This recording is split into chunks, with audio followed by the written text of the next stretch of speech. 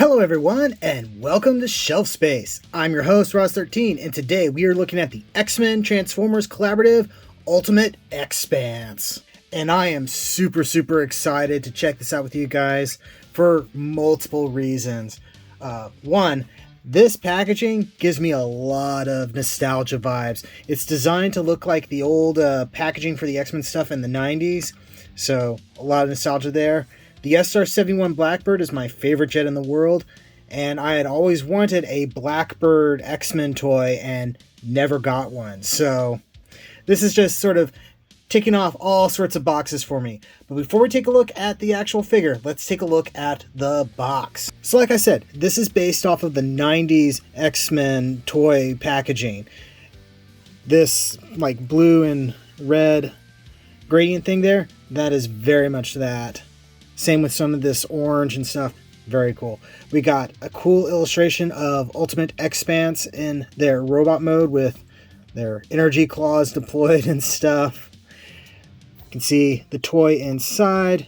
In jet mode, we got a little figure of Sabretooth, Wolverine, and then some blast effect parts. Transformers there. Ultimate X-Spanse converts from X-Jet to robot in different languages. Hasbro 8+.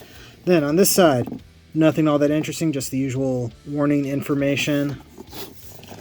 Over here we have that same illustration. On the back we have nice product shot showing the little figures and the robot mode and the jet. Energy Blast! That very cool collaborative logo. And then over here we have pictures of Wolverine and Sabretooth from the 90s cartoon. Alright, that is enough of that. Let's get this guy out and take a look. Alright, here's everything as it comes out of the package. And I wanted to draw some attention to this. It's got a very cool sort of schematic of the Blackbird, more comic book style, that has neat little information bits about it. It also has pictures that I believe are based off of the old Marvel Comics cards that would come packaged with a lot of the old ToyBiz X-Men figures. And I just think that's a super cool thing to do and kind of makes me want to hold on to this. I don't know if I'm going to hold on to the packaging for this. I'm trying not to do that as much as you guys know. But yeah, we got the blast effects right here, including this little tiny one. Instructions, which are printed in a black, red, yellow, orange color scheme. Pretty interesting considering how the colors are usually done. Then we have these two tiny little figures. And these guys, not super great. They have paint on them, but there's a lot of detail missing, like the stripes on Wolverine, and they tried to represent his face and it looks bad. Plus this guy, he cannot stand. Sabretooth looks a little bit better, but he's still losing a lot of detail. So I don't know what I'm going to do with these figures, but I really don't think I'll be displaying them. They're not that great. But let's go ahead, get this guy on the turntable and take a closer look at it. I gotta say, I dig how this looks. Everything is cast in blue plastic for the most part, which is very accurate to how the Blackbird was usually represented in the 90s. So that's kind of the effect they are going for. We got some X-Men markings there. The nice pink cockpit as it's usually done. The vents there are in a bright yellow, which really pops. It would have been nice if they had made this look more like the 90s Blackbird. Instead, this looks a little bit more like a combination of sort of the comic Blackbird and the actual Blackbird plane. And part of that is because this is just a heavy retool of, I believe it's the Studio Series Jetfire, which turns into an SR-71 Blackbird. Sadly, I don't have that character, so I can't really compare the two. But this is a big, hefty toy. I mean, this is leader class, I believe, so he's pretty big. These wings do like to drop if you just lightly touch them, so make of that as you will. He does feel a little bit panely, kind of like a maybe a Robots in Disguise, original Robots in Disguise toy, and some stuff doesn't feel like it wants to plug in quite right. But that could just be because this guy is still fresh out of the package and maybe isn't 100% transformed correctly. But looks pretty cool. I mean, underside is absolute garbage, but that's kind of typical of pretty much any jet transformer. It would have been nice if they had done something more to hide them, but you have to work within your limitations. This is surprisingly hollow, but I guess that makes room for some stuff. You do have landing gear that can retract. That's pretty cool. And overall, I'm digging this jet mode. I just wish these wings were not so flimsy. Okay, let's get this guy transformed into robot mode and check that out.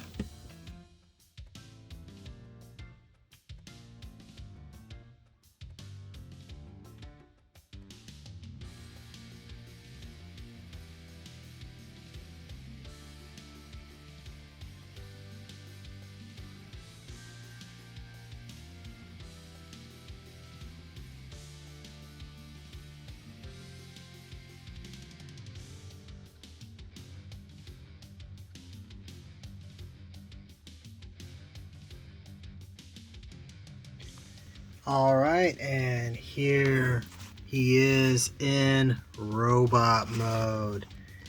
And he looks pretty darn cool. That transformation is a bit of a bear. That's why I had to kind of jump cut through it, because I was not going to try to finish that on camera. It was getting a little bit too much for me.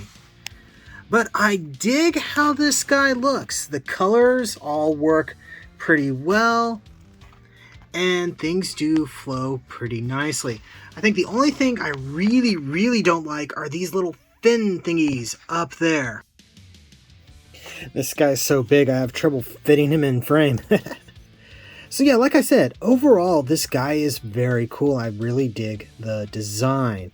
Articulation wise, he doesn't seem to be too much of a slouch. We got some waist articulation, even some ab crunch, universal shoulders that are offset enough that they don't bump into this.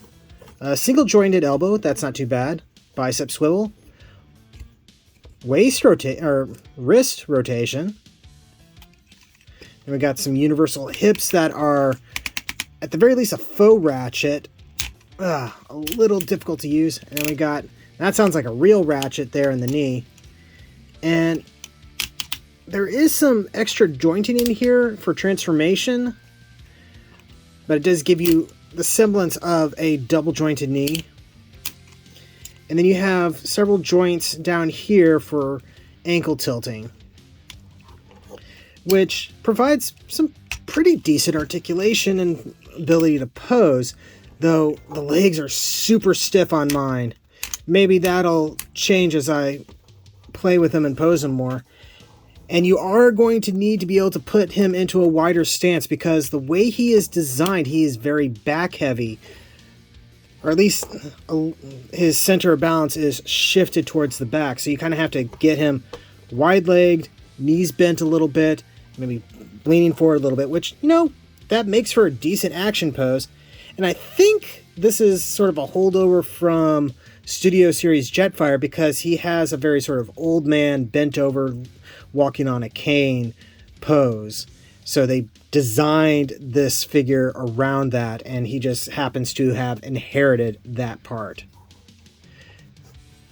Accessory wise, we showed off that he has these neat blast effects. So we have a psychic blade like Psylocke has, which looks pretty darn cool. And then we have a pair of energy claws, or some energy claws right here to make him look kind of like Wolverine, only with energy.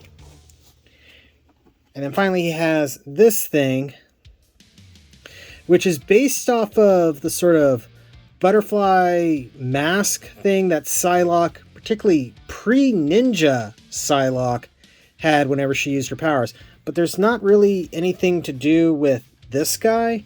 Supposedly, the main way you're supposed to mess with it is you put it around the little dudes. And, I don't know. That doesn't do much for me. It'd be nice if there was something else to do for it. Otherwise, it's just sort of wasted plastic, because these guys, not really worth much of anything. They are tiny. They don't look really good. They lack a lot of painted detail, and they kind of bring the whole package down. It makes me wonder what else we could have gotten if they didn't have those. Like, could we have gotten an optic blast to attach on there? Meh. Oh, speaking of the visor, we can flip that up, and he's got eyes. And it's a little bit weird looking. I'm so used to seeing him with the visor down that I forgot he actually has eyes. So I think we're just going to keep that like that. But yeah, overall, I dig this toy. He's big, he's impressive, he's got a lot of detail, pretty decent amount of paint. They did yellow on blue, of all things. That takes a lot of work. It comes out a little green in person sometimes, but it's a pretty decent toy. If you can get it for retail price, I'd say go for it. I'm just having a little bit of trouble with him staying upright because of that center of balance issue I was talking about. But yeah, I can give this guy a recommendation. Just don't expect anything from these things. Blah. All right, so yeah, that has been a review. Thank you very much for watching. Don't forget to like, comment, subscribe, all those fun YouTube things. Check the description below for links to my storefront where you can get official Shelf Space t-shirts and more. And yeah, thank you again, and I'll see all of you the next time you invade my shelf space.